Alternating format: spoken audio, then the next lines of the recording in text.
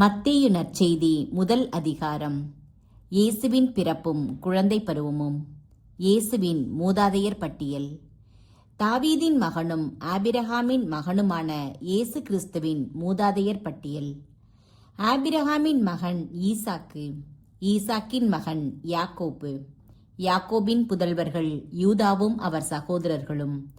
யூதாவுக்கும் தாமருக்கும் பிறந்த புதல்வர்கள் பெட்ரேசும் செராகும். பெட்ரேசின் மகன் எட்சரோன், எட்சரோனின் மகன் இராம், இராமின் மகன் அமினதாபு, அமினதாபின் மகன் நகசோன், நகசோனின் மகன் சல்மோன், சல்மோனுக்கும் ராகாபுக்கும் பிறந்த மகன் போவாசு, போவாசுக்கும் ரூத்துக்கும் பிறந்த மகன் ஓபேது, ஓபேதின் மகன் ஈசாய், ஈசாயின் மகன் தாவீது அரசர்.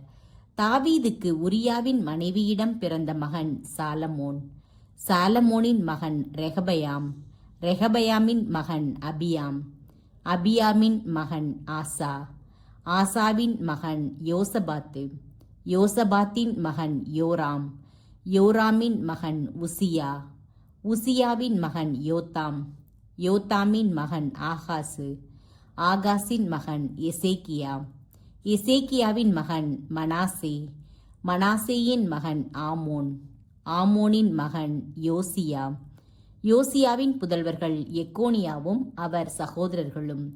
இவர்கள் காலத்தில்தான் யூதர்கள் பாபிலோனுக்கு சிறைப்பிடித்து செல்லப்பட்டார்கள்.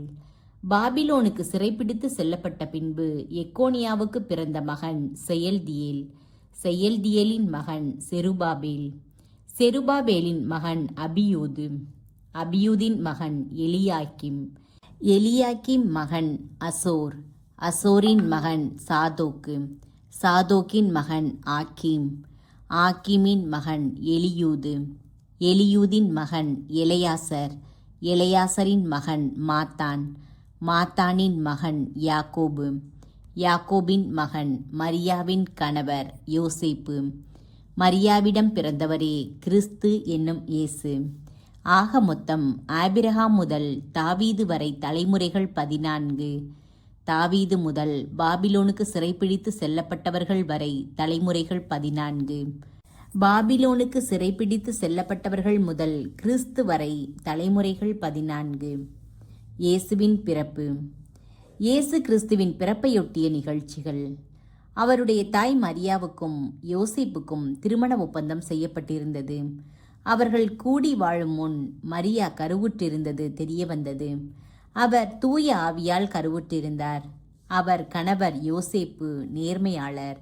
அவர் மரியாவை இகழ்ச்சிக்கு உள்ளாக்க விரும்பாமல் மறைவாக விலக்கிவிட திட்டமிட்டார். அவர் இவ்வாறு சிந்தித்து கொண்டிருக்கும் போது ஆண்டவரின் தூதர் அவருக்கு கனவில் தோன்றி, யோசேப்பே, தாவீதின் மகனே, உம் மனைவி மரியாவை ஏற்றுக்கொள்ள அஞ்ச வேண்டாம். ஏனெனில் அவர் கருவுற்றிருப்பது தூய ஆவியால்தான். அவர் ஒரு மகனை பெற்றெடுப்பார். அவருக்கு இயேசு என பெயரிடுவீர். ஏனெனில் அவர் தம் மக்களை அவர்களுடைய பாவங்களிலிருந்து மீட்பார் என்றார். இதோ, கன்னி கருவுற்று ஓர் ஆண் மகவை பெற்றெடுப்பார். அக்குழந்தைக்கு இம்மானுவேல் என பெயரிடுவர் என்று இறைவாக்கினர் வாயிலாக ஆண்டவர் உரைத்தது நிறைவேறவே இவை யாவும் நிகழ்ந்தன. இம்மானுவேல் என்றால் கடவுள் நம்முடன் இருக்கிறார் என்பது பொருள். யோசேப்பு தூக்கத்திலிருந்து விழித்தெழுந்து ஆண்டவரின் தூதர் தமக்கு பணித்தவாறே தம் மனைவியை ஏற்றுக்கொண்டார்.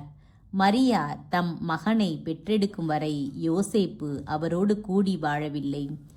யோசேப்பு அம்மகனுக்கு இயேசு என்று பெயரிட்டார்.